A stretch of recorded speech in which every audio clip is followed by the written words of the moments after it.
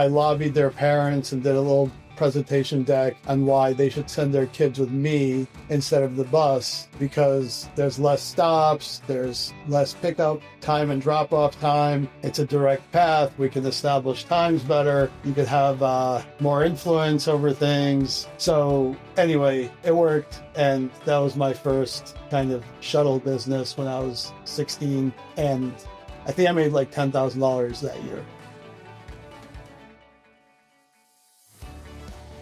Today's guest is my friend Dave Makharadze, a consummate entrepreneur whose story is less about flashy exits and more about hard-earned trust. At 21, he gifted a profitable business to his partner so he could rebuild without having to sign a non-compete. Years later, when a real estate deal collapsed, he stayed involved, not for profit, but to help investors recover what they could. But what sets him apart isn't just what he's built, it's how he's harnessed prior experiences into future opportunities. We talk about what it means to lead with integrity, the unglamorous side of entrepreneurship, and how David turned midnight street hustles and pitching shuttle rides to parents as a teen into a lifelong bias for action. His path is about resilience, relationships, and choosing the long game, especially when no one's watching. Let's start the show. Dave, welcome. Thanks for coming on. For having me. I'm really excited. For the benefit of the audience, I've been badgering Dave for the longest time to try and get you onto the show, and I finally bent your arm to come on. And one of the main reasons I wanted to talk to you, not just for my own benefit, you've been an amazing friend and unexpected advisor, mentor on a number of different areas of my life, because we know each other through a mutual friend, William, who's been on. But we've had a lot of hangout sessions, but like less in the professional realm, and you've become a lot more professionally a professional advisor to me. So there's like a unique sense here, but there's two parts about you that I want to really focus on. The first, which is that people like to call themselves an entrepreneur, but I have never met an entrepreneur that fulfills that definition more than you, in that you blow out of the water this idea that you have to be good at only one thing. And I want to talk about a bunch of the companies that you've started, you've advised, that you've led, starting with what you started in college. So I'm going to kick it off there. But as a teaser, I also sort of want to talk about where you came from, how you came over, your work ethic. You're clearly an articulate, bright guy, but I think, in my opinion, part of your success comes from something else besides just brains. So I want to see if you agree with that, but that might be for later in the conversation. But to kick it off, and I'll stop talking, I just want to prep the audience a little bit for easy. I like it. where we might be going. Share with us, tell us about your company in college, how that came about, what it was, and then what you ended up doing with it. So it wasn't in college, actually. My first company was right after I graduated. I think it was actually the summer post-graduation. There, I was working at a trading company, like a day trading firm, and it was on Wall Street, and there wasn't a lot of food options at the time, or at least we thought there weren't any food options. And I think you'll find a common theme in any of my stories where there's a lot of transition. There's not a lot of hard stops and new starts. There's always some overlap or something you see in the middle doing something else. But during that time, I ventured out and started to walk around Wall Street and found that there was actually quite a few really good restaurants, but people were just eating at the restaurant downstairs in their building, because everybody was busy and didn't really, they weren't wearing the hat of like social, they were wearing the hat of work, which is nice. So I had some really good lunch one day, and I brought that menu back to the trading floor, and we ended up ordering food from them. And it started to kind of change the life of that restaurant owner a little bit, because he went from like a small, not that busy place with really good cuisine, and all of a sudden he was getting orders from like the 300 people on my floor, on my trading floor. then he started to ask me if I had any other businesses that I could, take his menu to and stuff like that. And there was born like a quick idea where if people are willing to sort of eat new things and try new things, which we proved very quickly, and other people were desperately looking to get that sort of promotion. This is back in 1997, 1998. So it was before a lot of the normal things we're used to today. There was just one yahoo.com that you looked up, and Yeah, that even wasn't very was using it. Yeah. So anyway, I spent like that weekend walking around restaurant to restaurant, trying different foods, finding my favorite ones. And actually, it became a business when, with one of the guys, I said, "Hey, I can get you a lot of business. Would you pay for that?" And he said, "Of course, I pay for marketing all the time. This sounds like the best kind on earth." And very quickly after, I had about 60 restaurants, built a website, made a booklet called Wall Street Bites, where it was one of the first websites out there, really. And it was a hard copy book as well. And I struck deals with every major law firm, accounting firm, and finance company on Wall Street, where they would order these books from me. The restaurants would pay to be in the books. So I ended up distributing about, I don't know, almost nearly 1 million copies of this over the course of the years I did it, as well as the website. So it was really cool. It was just, everybody wanted it. It was pretty easy, simple thing. There's a lot of hard work, but the model was easy. And this was your side gig, that you had a full-time job. You were just doing this on the side, but that entails going to all the restaurants, gathering their menus, building the website. Did you build the website yourself, or did you hire that out? No, I hired a designer who was like a local buddy from Queens, where I grew up. He designed everything. Then I found a website guy, which is not easy to find back then, to kind of put it together. It was fun. It was a lot of fun to do. But that ultimately, I mean, you don't have to disclose actual numbers, but the valuation on that company was not insignificant. It was something that probably would rival what you were making on the trading floor, if not more. Interestingly, the company did really well in its first year. And then I had a bit of I started it alongside my business partner was my university or a division within the university that sort of did entrepreneurial things. And so the president of that group changed hands. And ultimately, I was the only non-faculty sort of partner. So it caused some confusion within the group. And ultimately, they didn't have a model.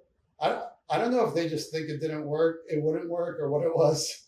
But ultimately, when it worked, they approached me and said, "Look, this thing looks like, it has longevity, and we don't really have a model for how to have a partnership with somebody outside the organization.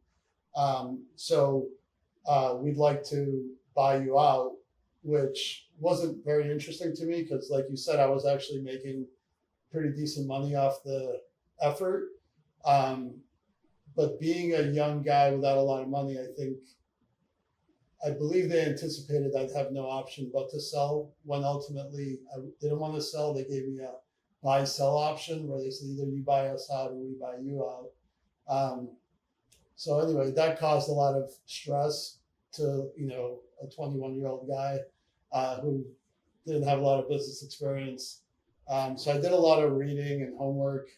I certainly couldn't afford to buy them out, but I didn't want to be bought out. Ultimately, what I came up with was to just gift them the company to avoid any sort of non-compete situations that would be forced upon me if I was to sell it. And so I gifted it to them and immediately went and started a competitor. And that company that I started went on for like 13 years. That other one actually went under very quickly. So it was kind of a hard lesson pretty early on that you need to structure things really well with, when you have a partner, to make sure that you can kind of think through as many scenarios as possible. But that was not something that I had in mind, because it was going great. I thought we were like going to keep doing it together. But so this was Cornell faculty that was your partner. Is so this with correct? the faculty, there's a group within the university, somehow related, Okay. but not under Cornell's And what role did they have? Did they provide capital up front? So they provided student resources to help with the sales efforts. I trained and managed them, and sort of dispatched them to various locations and whatever it took. From a financial standpoint, there wasn't very much to fund, because another common theme in my life that I try to do is, try to find a paying customer which proves value before you go spending a bunch of money to build stuff. So we actually, in that first year, took deposits greater than the cost of the entire business to run. So there was no cash infusion of any sort, but there was some resources. That seems so obvious, but it's not something obvious at the moment to me. I think when you're building something, that doesn't come naturally to people, but it made sense for you. So real quick, when you're training these people, this is pre-Zoom. So are you going back up to Ithaca from New York City to go do these training sessions? And are you spreading it beyond Wall Street? Is it in other cities? No, I built the business to be a summer thing, just so I could have interns kind of helping me run this thing. So as soon as the school started, they would go back to work. So no, they would all come down to New York City. We would tend to find people who already had family. A lot of people from Cornell simply were from New York City, so they would just be home anyway. And so those are the ones mostly I worked with, just to keep costs down and complexity low. So at the time that you made the decision to walk away, to gift it, did you have legal counsel helping you in any way, giving you advice? I didn't have any, obviously I couldn't afford like major legal counsel, but I had a buddy who was an attorney, and that's the first I ever heard of like non-compete clauses and stuff like that. So he just said, yeah, if you don't have an agreement that doesn't have that in there, and you don't sell them anything in which they would have that language, then you're kind of free to operate, particularly if you're giving them the entire business, which I did. I said, it's all yours. Which is so ballsy to me. And so what was your pivot? I mean, you had to have thought, okay, the outcome of the alternative has a higher likelihood success to me than just acquiescing to what that offer was. Yeah, I don't know. I mean, there was a lot of nervous energy, probably. I was full of strength as a young person to go out and spend as much time as something took. I would say I was like going door to door to restaurants by myself, because I now didn't have any resources, right? So I kind of had to fend for myself. So I did it after work. Everybody at my company knew I was doing this. Remember, I'm the one bringing the menus in the book, and my name's all in it. So everybody was super supportive of it, because they were benefiting from it too. And when you're trading, you're done at 4:00. So I'd leave at 4 and I'd just go door to door to restaurants, probably till like midnight. And sometimes getting there, a lot of restaurant owners, they'll have a drink or two with their customers. So getting to them at like 10 p.m. at night sometimes was very helpful in making that sale. But yeah, so in that first year, I did it by myself. Like I just did the whole thing on my own. And then it was a very profitable year. So then I started bringing more and more people into it, but always interns. Kept it. It was, it was a side thing for me. It was never a full-time thing. And ultimately, after about, I don't know, 5-6 years of doing it, I in essence donated the business to my fraternity. And every year I would not hire, but I would partner and train a junior that was going into their senior year, and they would run the business. And I would be a mentor, and much more than that in this particular case. But for the most part, they were responsible for the business, and that went on for like 8 years until the final year where the person who was working on it last needed way more hand holding than I had time to give. Ultimately, And then at that point, it just folded. yeah, it just folded at that point. That's incredible. And I'm assuming you had to have developed some good I mean, how good did these juniors turn out to be in the long run? Did that create opportunities for you? Awesome guys. They've every one of them has reached out to me multiple times. Some of them are like running fairly substantial PE firms and doing various things. And just like you and I are talking about this experience, even though this is now 30 years later for me, they talk about it the same way, where it was kind of like their learning ground. Because with a small business, you really have to understand how to do every part of it, from like PR to marketing and advertising and distribution and contracts and finance. Like, you start to really understand how a business works, and those principles, while vastly different in many ways with larger companies, a lot of them, the core structural stuff remains the same. Do you think that came, well, I know in the hotel school, right? You graduated from the hotel school, which, it's funny. Like, every person I know who graduated from the hotel school is doing extraordinarily well. Yet while we were there, that was always like where the partiers went, but I know that before graduating, you had to run the hotel at different parts throughout your tenure there, from bottom to top, right? There was like a week or two where the hotel school took over.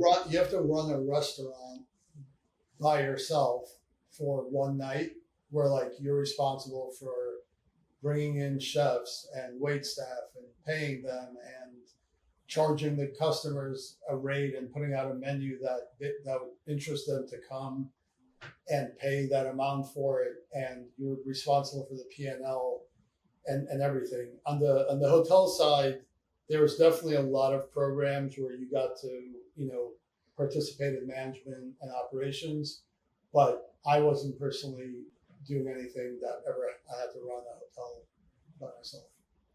Well, I guess the fundamental component of that question that I'm getting at is, I think the most successful entrepreneurs I know have one thing in common, which is that they, no matter what their pedigree is, they have at some point or another had to get dirty, have had to really sweat it out, have had to do everything from top to bottom, and sort of, regardless of the fear, whether that fear exists or not, there's a willingness to overcome whatever hurdle it is in order to learn what's needed to move forward.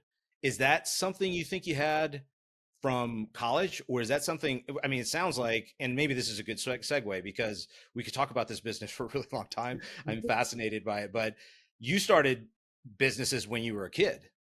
I mean, you were a constant hustler, right? Yeah. I mean, like we immigrated to this amazing country. Like, when I was 5, I watched my parents work so hard. The amount of love they gave us, me and my brother, given how little time they had to give, like working multiple jobs. They gave us a beautiful life, but I definitely saw, the trouble of not being well off. So I think kind of experiencing that, you promise yourself that you're going to do everything you can to not have that in your life more than you have to. So, yeah, I think I knew I was willing to work really hard and get really creative in any way possible. And I started pretty early with the first thing I did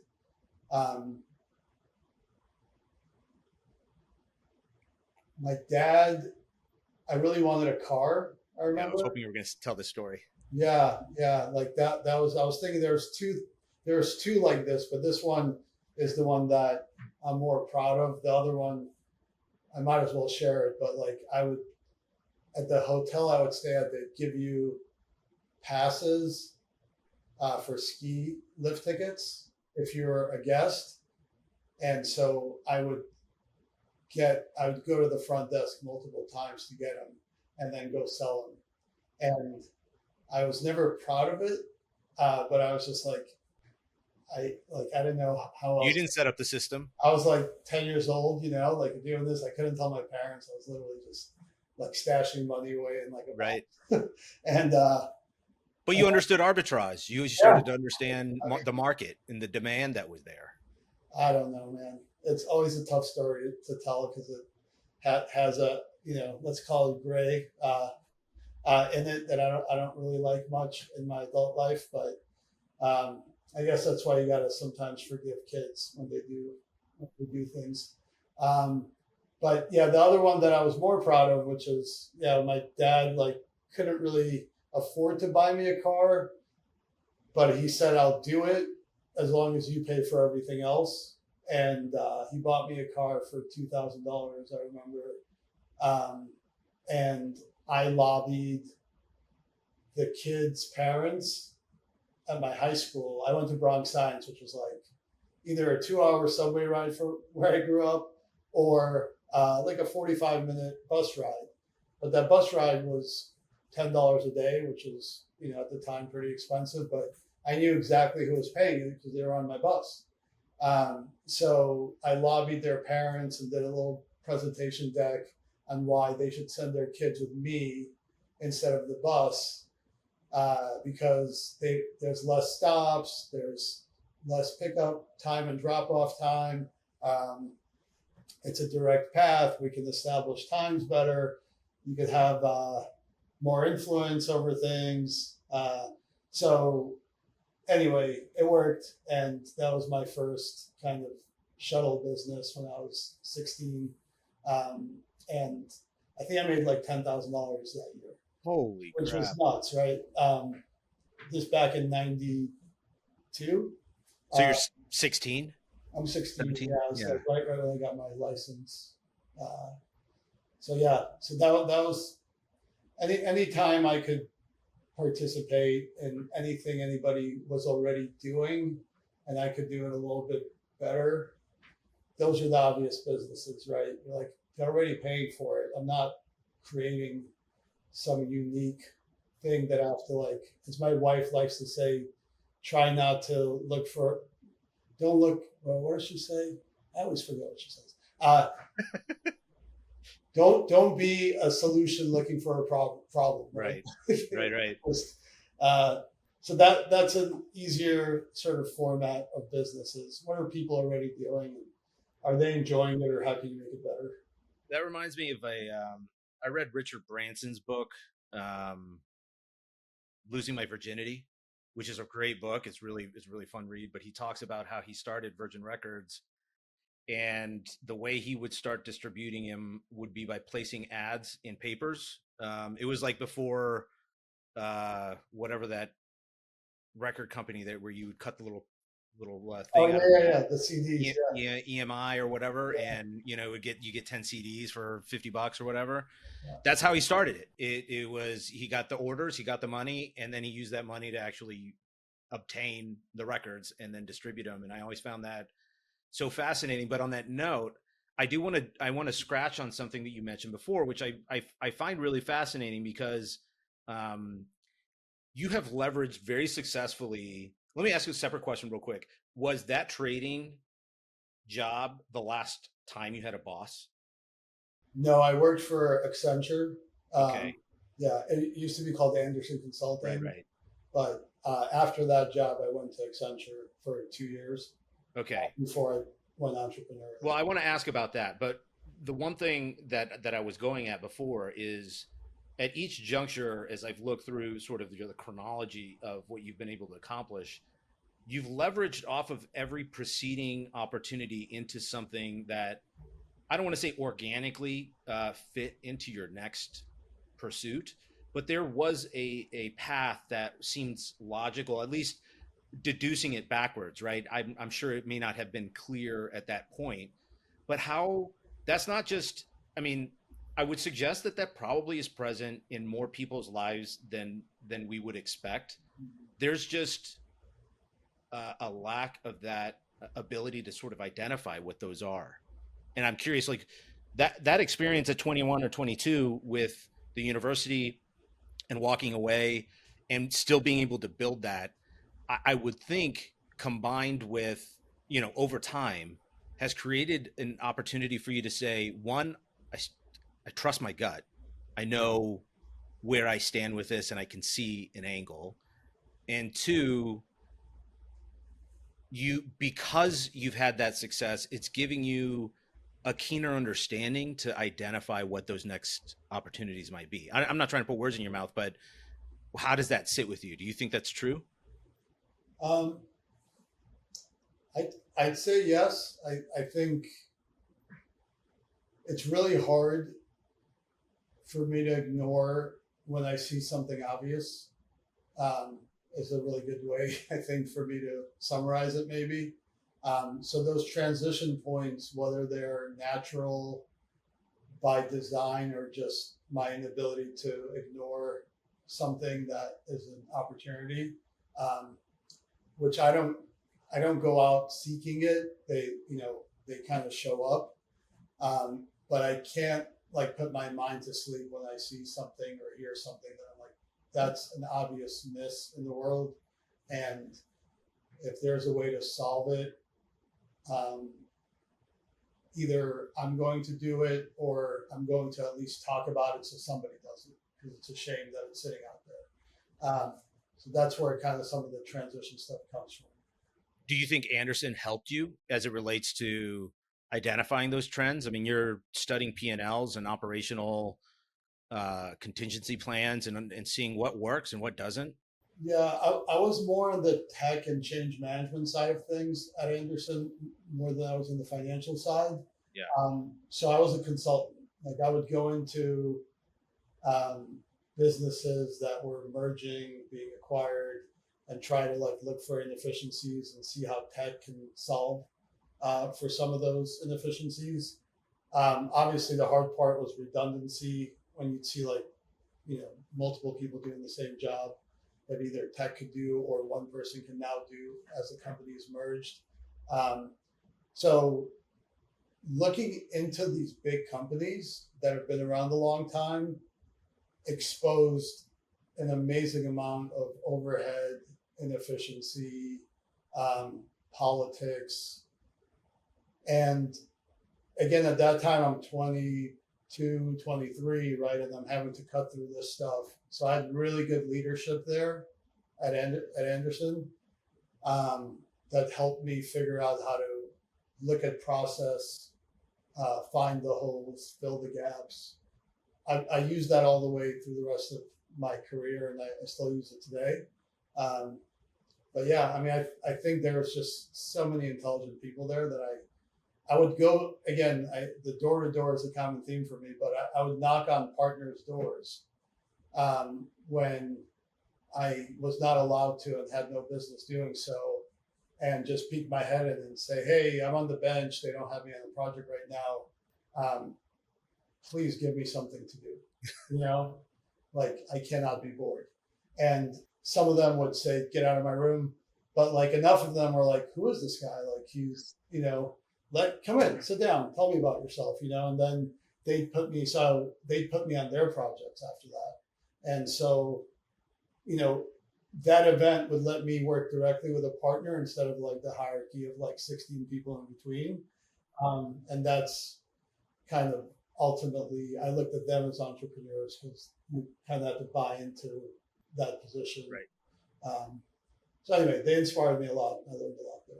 Well, like that comes from hunger, not ambition to me. And the difference from my perspective being trying to climb the ranks, trying to get some prestige.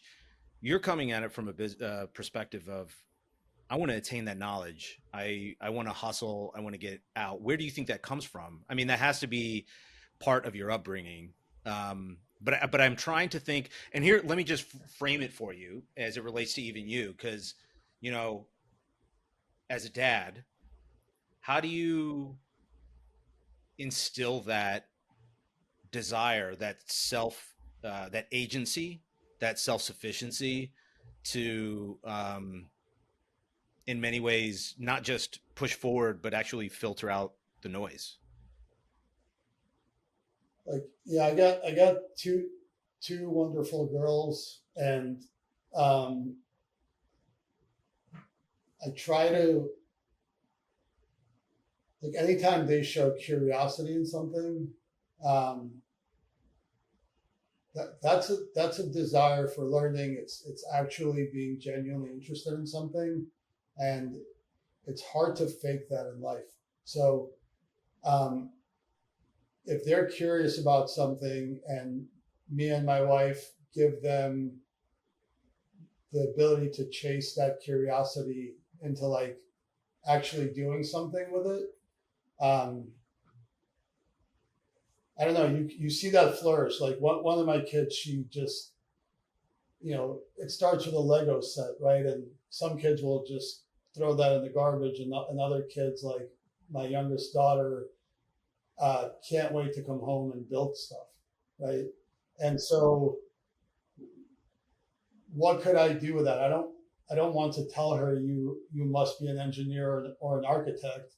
She doesn't know what those things are.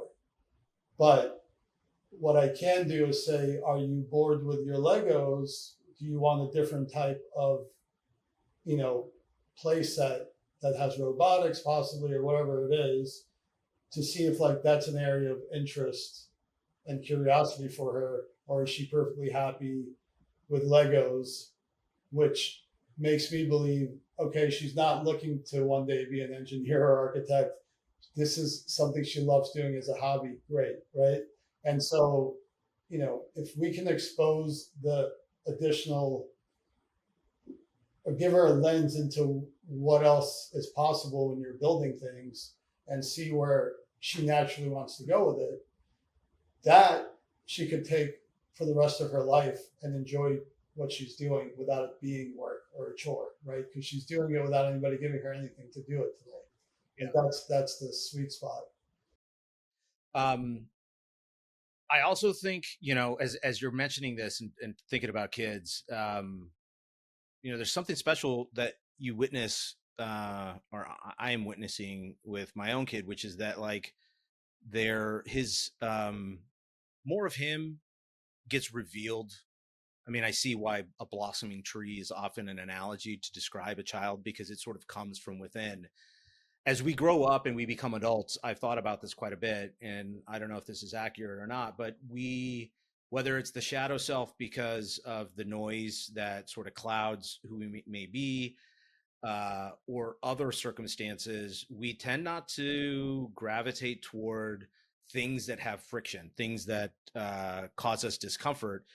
But when you're in an uncomfortable position, there is another revelation of yourself. There is another layer that gets exposed that may not otherwise have been exposed. And I'm thinking specifically of when you gifted the company. You've also, when did you start Zustek? Because I want to talk about Zustek, because that seems like a pretty big pivotal moment in terms of your development. Because that was around when you left Anderson, and that was the last time you had a boss. Yeah. Well, Zustek I started in 2001. I moved out to California for a startup that a friend of mine had me come out to advise, because at that age I was the only person he knew who had started and run the business. So, and then after advising for 2 weeks, I fell in love with California, and I ended up taking over business development for that company. We raised money and had a really fun experience. It was from there that the evolution to Zustek came, and the CEO of that company and I started Zustek. We had both left the company by that time. And what was the company prior? Or what did it do? Oh, it was a marketplace for services. So it was like Amazon for services, Okay. but back in like 1999, where homeowners and customers were online, but no companies were online. So we would literally sell like oil change and haircuts and house cleaning, and then do deals with ideally regional or national businesses, but they weren't online. So they were literally faxing us their calendars at the end of every day. And we were like having people overseas transcribe that into something we could use digitally to show a calendar so that you can schedule a service. So it was one of those ahead of its time things that today is doing very well in the world. But that company, I think I left in 2001. I think it shut down in 2002 at some point. Yeah. Yeah. But there's some DNA from Downtown Bites in that. Oh yeah, like that's how I even kind of like connect. That's Right. how I was even connected to it. Yeah. And then from that, you and the CEO started Zustek. Yeah. It was like 6 months post my departure from that company. Yeah. And so tell us a little bit more about Zustek, what you built, and then the exit. Because that seems like you were sort of climbing, but that was sort of the explosion that was the one that like changed, sure, my life, sort of life altering financially. But yeah, that was there was a couple of guys that had built an email platform, mostly for. There was some marketing stuff, but it was mostly transactional emails, and they built it for a single client, and they owned the tech. And my partner AJ and I met with these guys to look at that tech because there was a relationship that AJ had with that person, Kumar, great guy, still really good friends today, and in that meeting, he was just like more kind of picking my brain as to like, hey, I have this cool thing, but I don't, for like 2 years, I've been trying to like see if anybody else wants to use it, and nobody will, or I don't know how to sell it. And so we kind of joined forces, not immediately, but over the course of probably, I'd say 6 months, we were like helping each other, and ultimately we became one company. So understanding that platform, I was like, it was one of those things. I'm like, this makes a ton of sense for everybody, right? Yet no one's using it. And it was pretty new at that time using email. I'll give you an example. When we started the company, when you bought an airline ticket, it came in the mail. Like you bought an airline ticket. Do you remember this? You're not that much younger than me. You'd buy a ticket over the phone, and or even if you bought it online, they would send you a physical ticket. Yeah. And so as soon as I understood this tech, I was like, I would imagine an airline or a hotel, like there was hotel reservation, same thing. You make a reservation, they would mail you a letter with welcome to, Marriott. So it made a ton of sense to make that digital. As a consumer, you're on pins and needles when you buy something, and then you're waiting for days to see if like the transaction went through. So I started thinking about what are all the benefits that this could bring. And it was endless. Like the list I made was, and so when I started looking at it that way, I'm like, there's 100 value points to this one solution. It was pretty easy to kind of like start talking to people about it. So my first client was Cornell. I went to the hotel school, and it's hard to ignore an alumni. So they took my call, and I went and I met with the head of alumni relations. And I said, look, you're sending a lot of letters. You're having a hard time communicating with people. I know because you leave me voicemails. I'm like, I'm not going to call you back, but if you send me an email that talks about what you're trying to get across to me, you'll be fielding inbound calls instead of like sitting here making calls all day. And so they were the first client, and all of the emails that came out of the hotel school, and ultimately other groups at Cornell were through Zustek. And once I had that client, by the way, I donated the software, of course, but I now had a logo to display when I met with other companies. And data, right? To see like what the click-throughs are. And yeah. And I had how many people opened it, click-throughs, like all that stuff we're capturing, right? And so, and then the next client was through a friend. You know Pam Kasdan? Doesn't ring a bell. No? Okay. So she was a friend, my roommate at the time. She was working for Sony, and I'm like, if I can't get a meeting with my roommate's boss, I'm closing this place down. So I went to Sony and I pitched them on all the marketing they were doing for their movies, and I'm like, you can reach so many people about your Spider-Man movie and sell tickets and do all these things. Like right now you're like posting billboards and like this stuff, right? Yeah. And I'm like, isn't it time to actually build a database of customers who are loyal to your movies? Now you can cross market, do all these things. Anyway, they were into it. It took, I don't know, like 8 months or so to get that deal, but ultimately they did the deal. And then we're off to the races. Then I went to America West Airlines, and it was the first airline to ever go fully digital. I took them 100% off of direct mail for everything. Like literally, they went zero. And are you cold calling the chief marketing officer or something? Yeah, I was cold calling, like pretty much once a week for months and months until somebody picked up. And I think I might have said I'm in Arizona. I don't think I was, but right. They're like, well, I know that trick. Yeah, if you're here, come on by. I think that's how you and I have had lunch a couple of times, right? Yes, absolutely right. That's absolutely right. So anyway, that was the first airline that ever went fully digital, and the benefits were tremendous, right? Like their call center went from so big. I walked their call center. I'm like, what are all these people doing?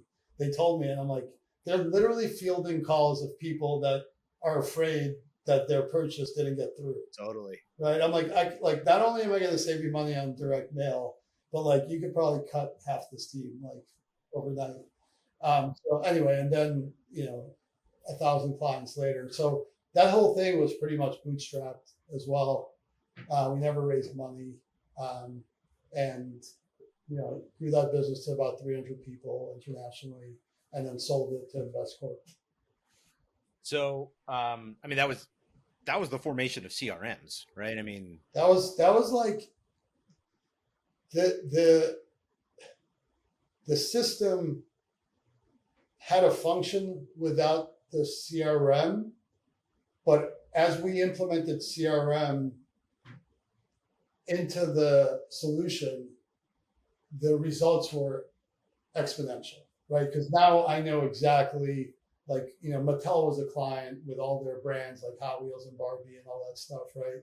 And like we were tracking when somebody's born, right? It's a birthday gift. And then you could follow up on birthdays, and you know exactly how old somebody is and then you're like, okay, they're done with Barbies, let's move to this, right? And there's all this interesting stuff you could do with data. And back then, like now it's commonplace, of course, but back then it was just, you would sit down with people and they're like, what? Tell me. It's like what AI is, now is what the CRM kind of was. Back then. Well, it just seems like you were always sort of following your nose, like where. Is this a joke about my big nose?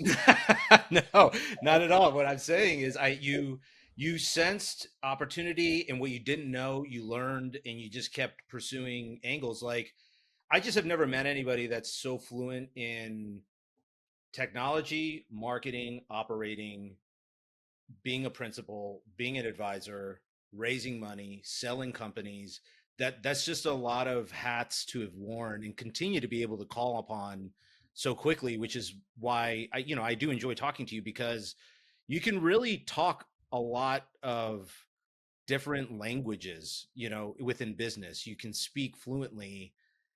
And I guess I'm not really going anywhere with that, except that, how do you recreate that? Like, how would you advise somebody, some 15, 17, 19-year-old coming up to begin, who wants to go into entrepreneurship? Because I don't think most people who want to go into entrepreneurship think it's sexy. And I think it can be, but there are parts you and I've shared where, you know, in your vast estate of companies, there are some that are going extraordinarily well and others that are not. And and somebody's like, how's your business, how your business is going? It's always a textured answer. You're not going to, I mean, you can say great, but like there's stuff going on that sucks. Yeah, always. I don't remember a day that wasn't the case.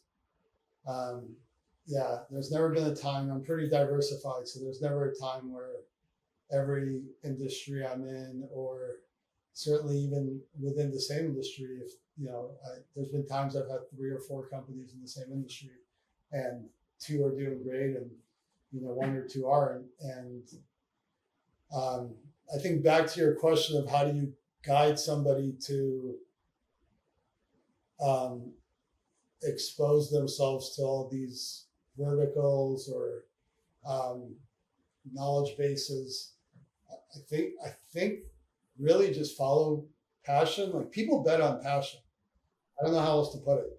Like, if I'm super excited about something and I genuinely 100% believe in it, people will bet on that. And I don't just mean they'll give you money like as an investment, which is obviously important. In certain businesses, you can't really, bootstrap everything. But customers will bet on you, right? Like, when they're like, this person believes in this so much, and in the way that he or his team is going about doing it, they will not let it fail because they're too passionate about it. Yeah. Or certainly they won't let it fail in a way that hurts me, the customer, right? And people have to take that bet on you when you're a small business. They have to bet that you won't disappear, that the company won't disappear, that the services will be what you say they are, like all of that stuff. So you get to be somewhat industry agnostic if you are truly passionate. If you're not truly passionate, you better be really, really good in the industry you're in, where people bet on you because of your history and not your passion. And it's like, I don't know, that's been I'm not suggesting that my way is, there's a hell of a lot of people that work less than I do, make more money, have had way smoother paths in life. So I'm not, pitching anybody on this, but I'm more answering your question. If that is something somebody wants to do, that's the way to do it. Well, there's a couple of thoughts I have. One is just in terms of grit. Like, I think having to go through simultaneous ups and downs, like in 2 different companies, maybe 2 companies within the same industry. How do you navigate that from an emotional component, right? Without, I know you work out, I know you treat your body well, like, all that sort of stuff. But what are there other components to help you sort of increase your threshold for pain, for lack of a better word, right? I mean, because the higher up the ladder you've gone, the more pain you're enduring simultaneously, but maybe it inflicts you a little bit less each time because you have to have thicker skin now than you even 5 years ago, let alone 20. Yeah. I'll say my sanity comes from having a beautiful wife and incredible kids, right? So as long as I have that to come home to, I tend to compartmentalize out of the business troubles when they come. But during the day, I don't know. I'm far from immune from pain, stress, anger, um, sleepless nights. I'm very project oriented. So when the challenge or a problem comes, I think one thing I've learned and have repeated to myself is that I've had challenges before that I can't even remember, right? Like I literally cannot remember probably 90% of the challenges that I lost so many nights of sleep over, and now I can't remember what they were. So I turn a problem into a project, and when it's a project, you go right into solutions mode. And if it's a project, you also know it has a beginning and an end. And so you know this is not your life now. This is not your business now. This is nothing other than this is the new challenge. And I think the more I get better at that, the clearer my head is to attack these challenges. I'm also a part of a group called EO, Entrepreneurs Organization, and I'm in the forum with 8 incredibly successful, amazing people. And frankly, we do this thing called deep dives or presentations, where if you're going through a challenge, you present your challenge to this group of people that know you really intimately at this point. Like after you're together for years, you meet once a month for 4 or 5 hours. So when you're presenting your challenge between the group, they've either been through something very similar, or you realize that there's a normalization process that happens with a challenge, that you call it something very specific. Like I have a portfolio of apartments, and during COVID, I had 40% of my tenants just stop paying rent. It was a huge financial burden and challenge. But during that meeting, it was normalized to ARs, right? And when it became accounts receivable not being collected, that didn't make it less of a problem, but it made it a global issue that could be addressed somewhat globally, instead of some really specific problem that only I was having. Right. And so that sort of ironing out the perspective. That perspective is really powerful. Yeah. Have you experienced an event where that you've had a setback or a failure that you just couldn't satisfy your customer or a partner or an investor? And if so, how do you any thoughts on how to successfully navigate that? Yeah, I have a challenge currently still that an investment we made almost 10 years ago that was meant to be an 8-year investment, and now it's been 10, and we're years out from it coming to a conclusion. The way it's a large real estate development project, and the way that deal is structured, I make money on the upside, but there is no upside that is realistically remaining after 10 years of trying to. We had every disruption. I don't want to make excuses, but Yep. COVID, cost of construction, interest rates, you name it. It was just endless hits. I believe most people by now would have, exited this. All I know how to do is keep trying, and on a regular basis, I'm still trying to find some creative solution to conserve as much of that investment as possible, so that I could give it back to investors. Even though I'd say more than half of them have come to me with, "Hey, I can't believe you're still doing this. We understand if you need to stop." And so many of them they've been really gracious about it, and they know that I'm still working on this for them. But I don't know any other way. That's just the simplest way to put it. Is there So a part of your business mind that looks at that as, and maybe not that one in particular, but an event where it's, logically and by every measure, if you were an outsider, not somebody in operations, not somebody owner specific, you look at it and say there is no course of action other than to hand over the keys, to walk away. yeah, I would say any, like if you went to AI and plugged in like Yeah. a zero human element, um, the business decision for me personally, right? Uh, and you know, I think ethically and in every other way, it would be understandable. Uh, but I don't know that I could, like, I can't disrupt my sleep by not doing everything I can. So what is that worth, and what does that mean for the rest of my life? So, I have a few things that have been ongoing forever, and because multiple times things that should have gone dormant, I was able to revive or fix. And I could give you an example or two if you like, but sadly, because I've had some success with actually doing that too, that I'm like, I'm not giving up either. Yeah. So I would like an example if you got I one. gotta keep going. What's that? I would love an example. Well, this one's a little crazy, but I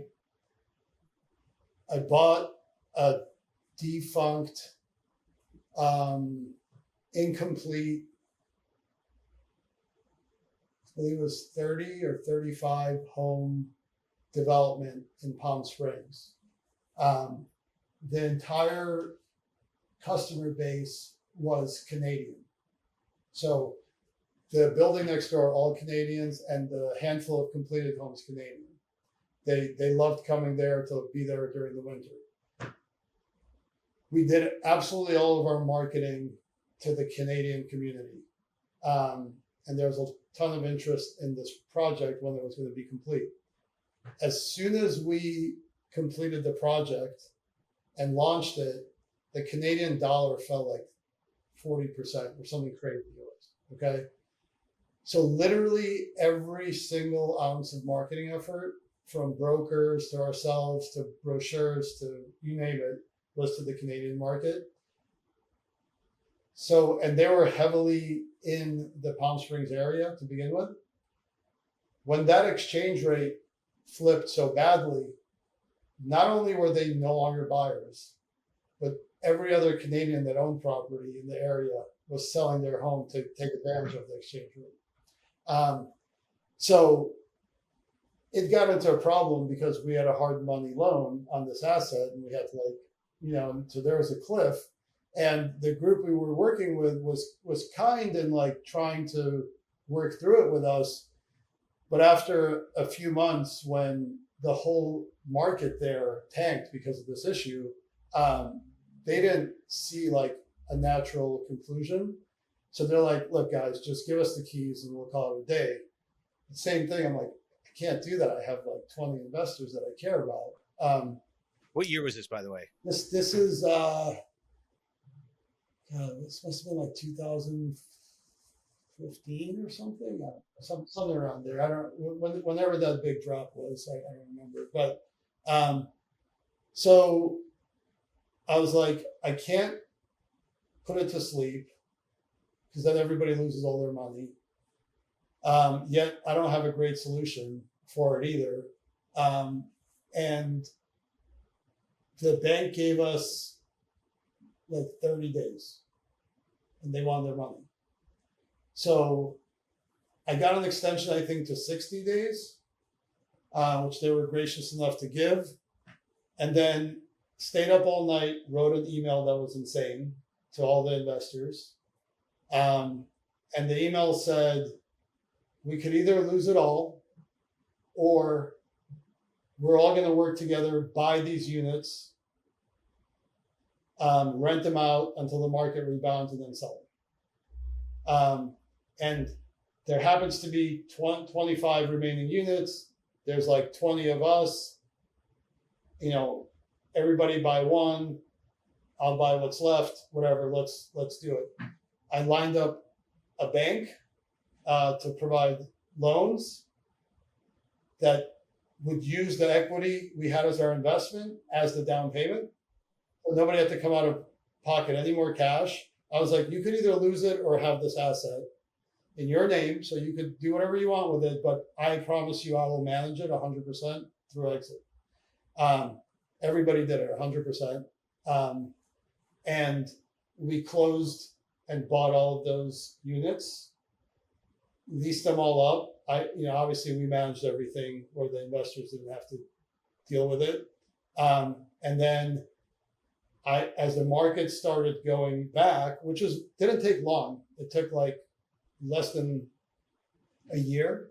I would just do a spot check on value and send an email to everybody saying, "Hey, your unit's now worth $220,000 or $250,000.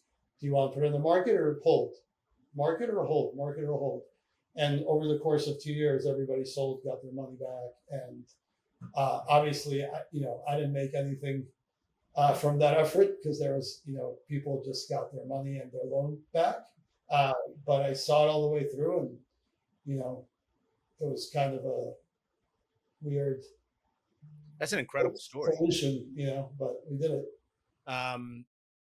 So you talked about agnosticism before in terms of industry, and I want to just offer a buffet because we don't have time to go into all the nooks and crannies I want to talk about.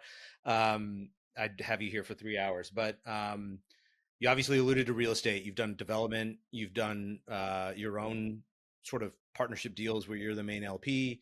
You've brought in other situations where you're the GP. You've gotten into, Quativa and Energy Service Partners. I want to give you some room to talk about as well. Kelton.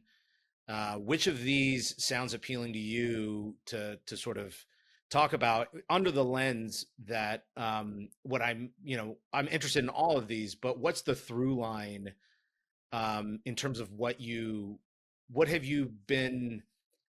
been the most valuable experience that you've gleaned from any of these that have served in other parts of your business life and personally? I sort of think a lot of the lessons that happen within an entrepreneur's journey tends to benefit you personally as well, to the extent you can harness it, because of the agency, the resiliency, the grit, the follow through, all that sort of stuff. But with that in mind, which of those are you most tempted to want to talk about? Well, I'm going to put it back on you. Why did you start this podcast? What's the purpose of it? I'll choose the story based on. Well, there's I had a guest on, Alan Graham, who was a developer, and he built this. He had a calling as a result of a retreat he had within his Catholic group, and he ended up finding a calling, and that calling was to find solutions for homelessness. And so one thing, as I talk about within entrepreneurs, is the willingness to go get dirty. In his case, he went dumpster diving. He lived on the streets for 72-hour periods. He brought his son, and he got investors. He worked with the city of Austin, figured out, the financial components to be able to build these sort of small units on a large plot of land, provide services. There's a farm that helps to sustain those individuals. And one thing he alluded to within his discussion was that fulfillment is often the mix of contribution, creativity, and connection. And I had not thought about that when I started this podcast, but I was in a tough spot personally, professionally, but I also had the balance of having just had a son. And so there was a lot of joy in my life at the same time. But as I was in that nadir, I've been parts of other groups, not quite EO, but others where I was having these discussions, and they were really helpful from a catharsis perspective, but also from a general perspective. And I'll land the plane to answer your question. But as I had these conversations, it was really to scratch my own itch while trying to contribute something to an audience member who is curious, who is interested in identifying practical reusable skill sets, things that you can actually apply. And I'll give an example of, like, with my son, for, I seeing with a child, you can't, if I'm seeing him frustrated and I say calm down, that's not a productive way to inform him how to calm down. That's not a good thing. And if I don't possess the skills to teach him how to calm down, then I have not mastered it myself. But I do know long walks have statistic biological effects between oxytocin, endorphin. Same thing with longer breath work. All of these little tools, which may work in better capacities than others, are things that he can actually implement to result in a calmer state of mind. And to take that same idea with you and other guests, it's to learn practical skill sets that are not opaque, that are not, yes, they can be philosophical, but at the core, I think that's partly why I'm attracted to Stoicism, because there's a lot of philosophical components, but it's very practical in nature in terms of how is this going to most materially benefit my actions? How can I improve my current state? And that's why I started this podcast. And one of the great joys I have when I talk to you, which is that even insofar as the examples you share, you identify very specific events that occurred. The last example being a great one, where you a lot of investors right now, I'm in the office world, and not all of them are reacting with such grace as you did when the hard money lender gave you 30 days. A lot of people are getting red in the face and starting to yell at these circumstances.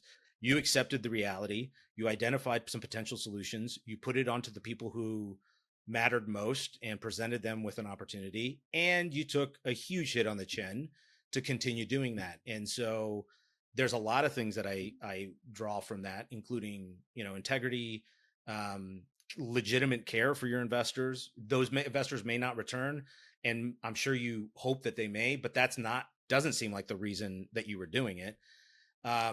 So anyway, I realize that's a little bit long-winded, but I wanted to give you some context. I want to find as many aspects from your methodologies that are things that your daughters would learn from, somebody who's 18 would learn from, and somebody who's 44 would learn from, maybe even 60, because you do have a unique experience, a unique insight, and you've been able to replicate it. You've been able to scale it. And that's, I've made several attempts to do something in that vein, and I've had various spurts of success and less success, learning opportunities. But I want to come back to the well, and I want to do it better. So does that give any context as to? Yeah, I mean, I think from what you said, it's there's an umbrella above the business that is kind of like what's healthy for the mind and soul as well, which obviously everything's connected. I think, and I'll choose one of the ones you suggested in a moment here, but what's common amongst all of those companies is the sooner you can identify, well, first, the sooner you understand that everybody has different skills, right? And to be frustrated with the lack of someone's ability or inability, that's on you. Your job is to identify what everyone's best at, be that above you with your boss or below you or colleagues. The sooner you can identify that and stop being frustrated by someone's inability to respond as quickly as you would, or summarize that 30-minute meeting into 10 the way you would be able to do, or do that financial analysis the way you would. So anytime I enter a business, whether I'm starting it or I'm advising or I'm a partner, I very quickly try to understand what I'm dealing with. Yeah. And on a personnel level, on a culture level.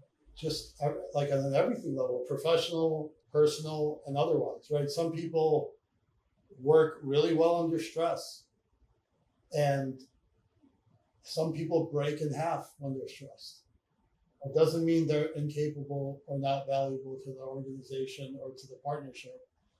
Um, some Everyone has really, really different traits that they're born with. Some can be learned, others cannot. And so if you walk into any door understanding that, then it doesn't matter, again, what the company is, what the solution is. It's a business full of people. And if you understand what everyone's good at, you have a really good chance of succeeding. So I'm going to speak about energy service partners because of what you just mentioned and what was meaningful to you in your prior meetings. But that company, I'm not a founder, and there's 3 owners, a father and 2 sons, incredible people. I met them because I owned another solar company that they were a client of mine. And in conversations that they would start sort of tapping me, hey, can we have lunch? I want to pick your brain about something. So there was a number of these lunches. At some point, Gary, the father, said, hey, can we formalize something? Because I can't keep taking you to lunch. This is not fair. And I was like, sure, we'll talk about it. It ended up becoming a very meaningful partnership where we grew multiple businesses together, made really good money together. And more than anything, I believe we learned a lot from each other as a group. I am far more detail oriented and meticulous in some ways than they are. They would say the same. Their ability to operate, be thoughtful, intelligent, and just take situation with grace is like, I met them in my 40s, right? So I'm not like a young kid at this point, but they changed my life, and always led with genuine care for people, and I would say, not to air dirty laundry, so I won't give specifics, but they've had challenges in their lives. Their ability to bounce back and enjoy life throughout all of that was like such an inspiration to me. It absolutely changed how I lead my life. So at that company, I came in as an advisor, ultimately became an owner, an investor, and a partner. There was never pressure being put on me other than an amazing amount of generosity and kindness, which translated to pressure that was self-driven and derived, which feels a hell of a lot better than somebody putting it on you. And so I worked really hard, and we turned that business that was struggling at the time around, to be, the largest solar installation company in California, one of the top ones in the whole nation. Just amazing amounts of greatness came out of that business. And I'm happy to share a couple of specific things that I did there that I think translate across the businesses. But when I went into the business, the first thing I look for in any company is, how can we increase revenue? How can we increase value of the company without major disruption to the existing business? right? Because that disruption comes with a risk. You disrupt the business, you could also break it as much as you're trying to improve it. So if you can find something that doesn't have disruption, but has incredible upside, I know it sounds like, well, if that's so easy, why? But I tell you time and time again, it's there. You just have to stop and have the willingness to stop to look for it. But we had a lot of vendors because we were doing a sizable business at some point, and we were the customer. We were buying a lot of stuff from them. So of course you want to negotiate the best price as possible, but also you want to try to find ways to partner deeper in return for a better outcome, as long as it doesn't disrupt or hurt the business you're in. So if you have 3 vendors and you go to 1, that's a lot of exposure. That's really risky and dangerous. But you can do things like I'll give you, more than 50% of my business to 1, and I'll split the rest amongst the next 3 or 4. What is that worth? And there's different ways to sort of position that. You could go and ask for something, or you can understand their business and put it into their words. Okay. So I went to the larger vendors that we had, and I said, look, right now we have a bunch of salespeople, and each one selects which of you they use at any given time. So I can't tell you how much business I'm going to give you. You can't depend on that. That's an issue for you, I imagine. There's some value to you in having predictability. Number 1. Number 2, how do you guys market? How do you build business? Oh, we have a marketing fund. We do this. We do that. Well, what's your cost of acquisition? So I went down the path of understanding their cost structure so that they don't look at me as a cost. They already have a cost. So if you're spending, let's say, $1 million to acquire $20 million of business, and I could assure you $20 million of new business, you just saved $1 million in marketing, not to mention all the other benefits. So I would split what the deal looked like as 2 separate things. There's a marketing fund from which you pay us $1 million, and I'm also negotiating a good price for the volume we do, right? 2 completely separate things. Different departments, different budgets. So it didn't disrupt our business in any way whatsoever. We kept doing exactly what we're doing. All we have to now do is incentivize salespeople to use the products. We only had the products we believed in our arsenal. So all of them were fine by us. It was just what the salesperson selected. So we would say, hey, by the way, it's your commission is a little bit more if you do this. So there was some arbitrage there for us. But in essence, it was a handful of emails, a bunch of negotiations. The process didn't change at all. And it increased our bottom line by approximately 25%. Like major, right? Yeah. We didn't hire an extra person, nothing, there's no additional cost. It deepened the partnership and only made things better.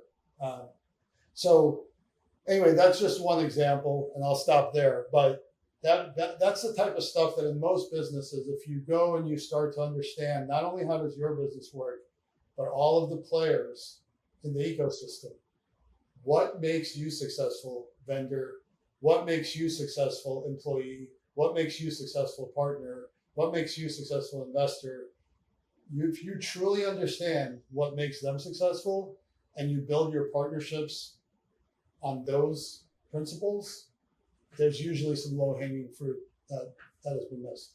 That's a great story, man. I know we got to wrap this up. I'm curious, what's your day like? What's your ideal day like? Actually, I try really hard to not set alarm clocks. So either I naturally wake up around 7 o'clock or so. If not, my kids will come wake me. My wife and I alternate which day we take them to school and pick them up. And in the middle of the day, I'll do, I'll work. I actually like working. So I'd say from 10 to 4, I'm pretty much at my computer or doing meetings and stuff. And then after that, I'll go home, pick up the kids, hang out. We finally built our dream house, so jump in the pool. And I'm a social creature, so I'd say, a good 50% of my time is spent on social or like family and friends and friends. Yeah. As someone who's seen your house, it is amazing, and I'm very happy that it's not a tech bro that owns it. Thank you, man. This has been awesome. Any closing thoughts or topics or considerations that you think we may have missed?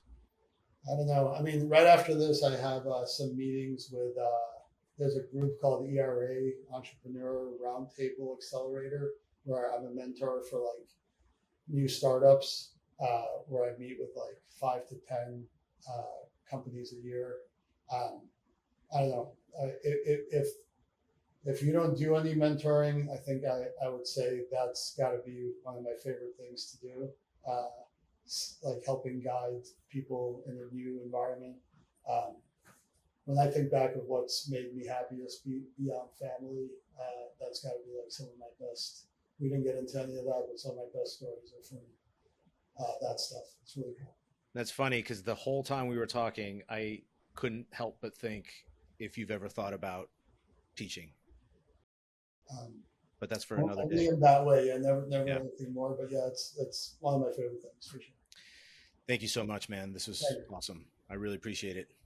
All right, buddy. Thanks for listening. For a detailed list of episodes and show notes, visit scalesofsuccesspodcast.com.